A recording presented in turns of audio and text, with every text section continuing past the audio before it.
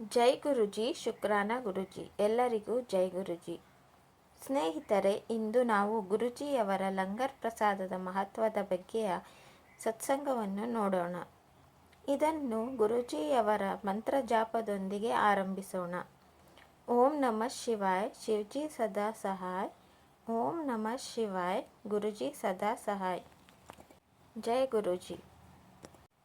ಸ್ನೇಹಿತರೆ, ಈ ಸತ್ಸಂಗ ಗುರುಜಿಯವರು ಫಿಸಿಕಲ್ ಫಾರ್ಮ್ ಅಂದರೆ ಅವರು ಸಮಾಧಿ ತೆಗೆದುಕೊಳ್ಳುವ ಮುನ್ನ ನಡೆದ ಘಟನೆ. ಗುರುಜಿಯವರು ಫಿಸಿಕಲ್ ಫಾರ್ಮಲ್ಲಿ ಇರಬೇಕಾದಾಗ ಸಂಗತರು ವಾರದಲ್ಲಿ 2 ಅಥವಾ 3 ದಿನ ಮತ್ತು ಕೆಲವರು ಪ್ರತಿದಿನ ಗುರುಜಿಯವರ ಬಳಿ ಹೋಗುತ್ತಿದ್ದರು. ಅಲ್ಲಿ ಹೋಗಿ ಕುಳಿತರೆ ಅವರಿಗೆ ತುಂಬ ಆನಂದ ಸಿಗುತ್ತಿತ್ತು. ಗುರುಜಿಯವರ ಹೊಳೆಯುತ್ತಿದ್ದ ಮುಖ ಮತ್ತು ಅಲ್ಲಿಯ ಸುಗಂಧಭರಿತ ವಾತಾವರಣ, ಜೊತೆಯಲ್ಲಿ ಶಬದ್ಗಳು ಅಂದರೆ ಭಕ್ತಿಗೀತೆಗಳು ಕೇಳುತ್ತಿದ್ದರೆ ಅವರಿಗೆ ಹೊರಗಿನ ಪ್ರಪಂಚ, ಅವರ ಕಷ್ಟ ದುಃಖಗಳು ಮರೆತು ಹೋಗುತ್ತಿತ್ತು. ಗುರುಜಿಯವರು ಅಲ್ಲಿ ಬಂದಿದ್ದ ಸಂಗತರಿಗೆ ಚಹಾ ಪ್ರಸಾದ, ಜಲ್ ಪ್ರಸಾದ ಮತ್ತು ಲಂಗರ್ ಪ್ರಸಾದದೊಂದಿಗೆ ಅವರಿಗೆ ಬ್ಲೆಸ್ ಮಾಡುತ್ತಿದ್ದರು ಮತ್ತು ಅವರ ಎಲ್ಲ ಕಷ್ಟ ಮತ್ತು ದುಃಖಗಳನ್ನು ಕಳೆಯುತ್ತಿದ್ದರು. ಕೆಲವೊಮ್ಮೆ ಅವರು ತನ್ನ ಕೈಯನ್ನು ಮೇಲೇರಿಸಿ ಸಚ್ಖಂಡ್ ಪ್ರಸಾದವನ್ನು ಅಂದರೆ ಡಿವೈನ್ ಚಮತ್ಕಾರದಿಂದ ಅವರ ಕೈಯಲ್ಲಿ ಬರುತ್ತಿದ್ದ ಪ್ರಸಾದವನ್ನು ಎಲ್ಲ ಸಂಗತರಲ್ಲಿ ಹಂಚುತ್ತಿದ್ದರು. ಕೆಲ ಸಂಗತರು ಆ ಪ್ರಸಾದವನ್ನು 12 ವರ್ಷಗಳ ಕಾಲ ಹಾಗೆಯೇ ಇಟ್ಟಿದ್ದರು ಮತ್ತು ಕೆಲವರು ಈಗಲೂ ಕೂಡ ತಮ್ಮ ಮನೆಗಳಲ್ಲಿ ಆ ಪ್ರಸಾದವನ್ನು ಇಟ್ಟುಕೊಂಡಿದ್ದಾರೆ. ಹಾಗಾದರೂ ಇನ್ನೂ ಕೂಡ ಆ ಪ್ರಸಾದ ಕೆಟ್ಟು ಹೋಗಿಲ್ಲ ಮತ್ತು ಅದರ ಸುವಾಸನೆಯು ಅಂದಿನಂತೆಯೇ ತಾಜಾವಾಗಿದೆ. ಒಂದು ದಿನ ಅನಿತಾ ಕುಮಾರ್ ಆಂಟಿಯವರು ಗುರುಜಿಯವರ ಹತ್ತಿರ ಕುಳಿತಿರುತ್ತಾರೆ. ಆಗ ಅವರು ಗುರುಜಿಯವರ ಹೊಸ ಸಂಗತರಾಗಿರುತ್ತಾರೆ.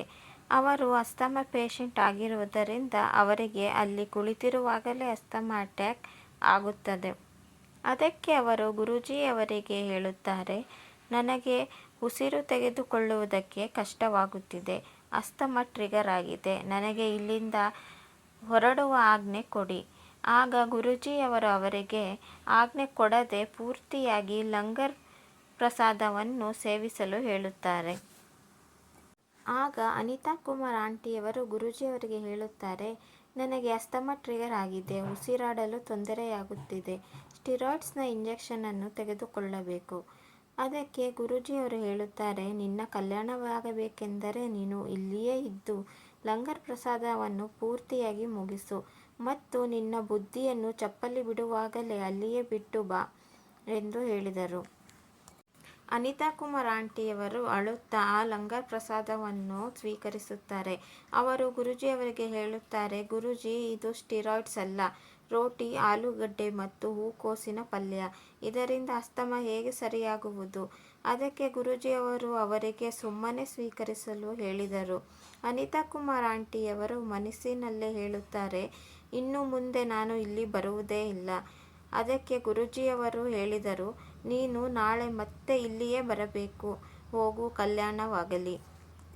ಆಂಟಿಯವರು ಮನಸ್ಸಿನಲ್ಲೇ ಬೈಯುತ್ತಾ, ನನಗೆ ಅಸ್ತಮಾ ಟ್ರಿಗರ್ ಆಗಿದೆ, ಇವರು ನನಗೆ ಕಲ್ಯಾಣವಾಗಲಿ ಎಂದು ಹೇಳುತ್ತಿದ್ದಾರೆ, ಈಗ ನಾನು ಇಲ್ಲಿಂದ ಮೊದಲು ಹಾಸ್ಪಿಟಲ್ಗೆ ಹೋಗುವೆ ಎಂದು ಅಂದುಕೊಳ್ಳುತ್ತಿದ್ದರು. ಅದಕ್ಕೆ ಗುರುಜಿಯವರು ಹೇಳಿದರು, ಹಾಸ್ಪಿಟಲ್ಗೆ ಹೋಗುವುದು ಬೇಡ, ಮನೆಗೆ ಹೋಗಿ ಆರಾಮವಾಗಿ ಮಲಗು, ಮತ್ತೆ ನಾಳೆ ಇಲ್ಲಿಯೇ ಬರಬೇಕು. ಆಗ ಅವರಿಗೆ ಅನ್ನಿಸಿತು, ನಾನು ಏನನ್ನು ಮನಸ್ಸಿನಲ್ಲಿ ಹೇಳಿಕೊಳ್ಳುತ್ತಿದ್ದೇನೋ ಅದಕ್ಕೆಲ್ಲ ಗುರುಜಿಯವರು ಉತ್ತರಿಸುತ್ತಿದ್ದಾರೆ, ಇದು ಏನಾದರೂ ಕೋಇನ್ಸಿಡೆಂಟ್ ಇರಬಹುದಾ ಎಂದು. ಸ್ವಲ್ಪ ಹೊತ್ತಿನಲ್ಲೇ ಅವರು ಪೂರ್ಣವಾಗಿ ಉಸಿರಾಡಲು ಆರಂಭಿಸಿದರು. ಅದಕ್ಕೆ ಅವರು ತಮ್ಮ ಮನೆಗೆ ಹೋಗಿ ಮಲಗಿದರು. ಅಂದಿನಿಂದ ಅವರಿಗೆ ಎಂದೂ ಅಸ್ತಮಾ ಟ್ರಿಗರ್ ಆಗಲೇ ಇಲ್ಲ.